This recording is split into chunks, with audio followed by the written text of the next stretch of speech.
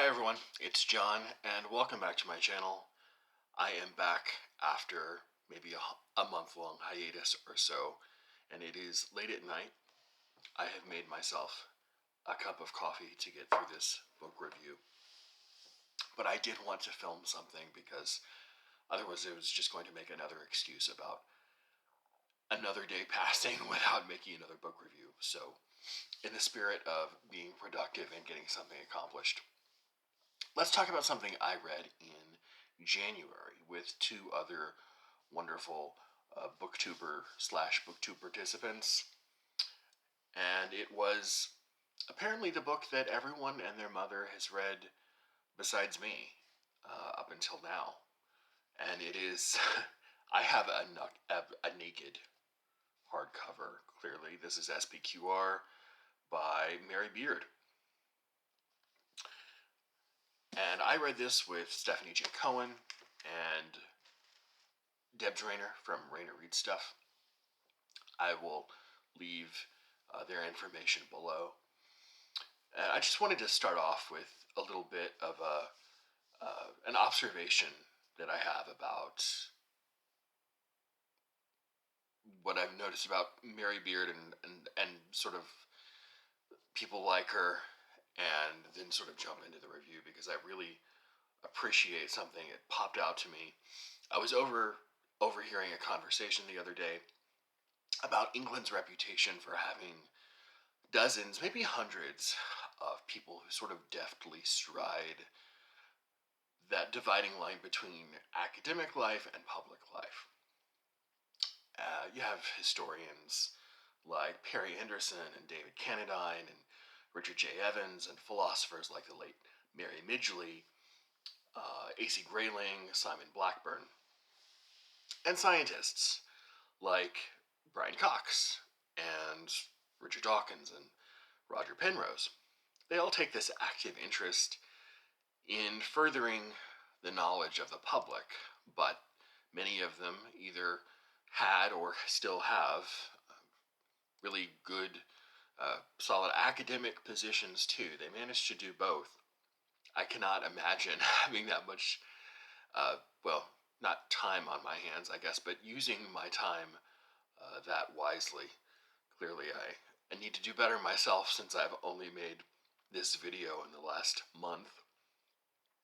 But England seems to have this rich tradition of people who do research in highly specialized areas, but also write books and lecture about their field for a more general audience. And they once had a name. It's not a phrase that gets really talked about anymore. It's the public intellectual. They still exist on the margins of life. They're more marginal in the United States, I think, than they are anywhere else. Here they seem to be a bit of a dying breed. But for those who appreciate the time and effort that it takes for a specialist to communicate with a non-academic popular audience, I ask you to behold the talents of one Mary Beard. She, I don't know if she still has a position at Cambridge as a professor of classics, but certainly an academic who is known for, maybe best known for SPQR, but has written a scad of other books that are really popular in the event I'm participating in this year called Historathon 2024. It's our second annual go-around of reading history all year long. And January, February, and March, we are reading history from Planck time up through the year 500 AD. So this covers a wide span of time, which I'll talk about in a second, but is sort of a broad view of Roman history. Mary Beard sort of uses the conspiracy of Catiline for a narrative launching point for the book, and she touches on nearly every major aspect of Roman life, from its supposedly mythical founding by Romulus and Remus in the year 753 BC to Caracalla's 212 AD declaration that all freemen in the Empire would be granted Roman citizenship. Why she stopped there and didn't go further beyond 212 is a question I don't think she really answers.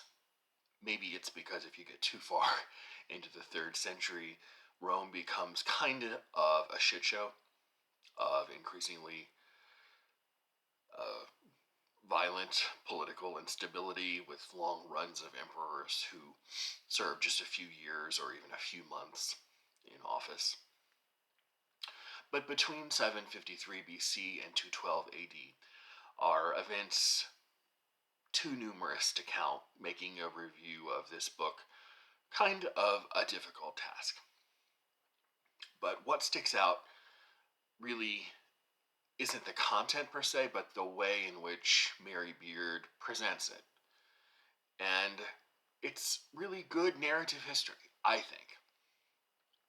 She reminds me of one of those professors you likely had in school whose enthusiasm for the subject could easily lure a first-year student who was just taking a classics course, a basic survey classics course, just to check a box for their general education requirements, but ends up actually becoming a classics major. And before I go on and get into the content of the book, I want to say that I am an American. In the American education system, you have K through 12, right? 12 is the year you have before you go on to university. I took Latin for 4 years, grades 7 through a 10. So that's roughly age 13 through 16. And at least in the United States, when you take Latin, you take not only vocabulary and grammar and all of that stuff, but you also learn about the culture, the history. So we got our fair dose of Greek and Roman mythology, but we also learned quite a bit about Roman history. So I just want to say off the bat, this is not my first exposure to this stuff, but it is my first book in a while of reading a sort of soup to nuts history of Rome that covers, like I'll say, 753 BC to 212. That is nearly a millennium of history in just over 500 pages. So my opinions about the book might be sort of refracted through the fact that I have a very small background that was, now 25 years old or so. Like I said, covering nearly a millennium and about 500 pages can force an author to pick and choose, but Mary Beard does a good job, as anyone, at isolating the ups and downs and weaving them into a narrative with the flair of a novelist, I think. In a general history like this, what you include is just as important as what you leave out. And Mary Beard draws from the usual suspects, like Livy and Polybius for the Punic Wars, Tacitus, Suetonius for the much-needed dash of scandalous candor, with lots of letters from Pliny the Younger and Cicero thrown in for good measure. She really leans into primary sources, which I appreciate. These general histories are always interesting to see what kinds of pet subjects the author is going to talk about. And Mary Beard's favorites include the question of citizenship, particularly the Roman sense of who counts as an insider and who counts as an outsider, women and the experiences of women, and the poor. So you do get some really good elements of social history that she talks about, which you may not get with other general histories of Rome. And they're handled with a very gentle touch. She doesn't have any political or historical hobby horses to ride. I've heard a few readers suggest that you need a bit of background in Roman history to fully appreciate this book. I think mostly Vin from Revenant Reads on his channel, the host and creator of Historathon, has said that you need maybe at least a little bit of a background. And like I said, I have it. It's very small. Like I said, in high school and middle school, it's not an extensive background, but I had something. I wasn't coming in completely moralist. And maybe I just remember more than I thought I would assume I did after 4 years of exposure to Roman culture, just taking Latin in middle and high school. But I didn't find a lot of background necessary. There are figures that recur throughout the book, like Marius and Cicero and Cato and the brothers Gracchi, and she provides everything you need to know about them in the narrative as you go along. And if there are holes, it's not something that a quick Wikipedia search usually can't fix. The only thing that might stop me from putting it, say, on a syllabus would be the organization is a little bit odd. At the beginning, she opens with the Catiline conspiracy, which sort of leads up to um, the overthrowing of the Republic, and then jumps back to pre-Republic days and the Roman Kingdom, which is from 753 to 509 BC, and then goes on to the Republic and then the Empire.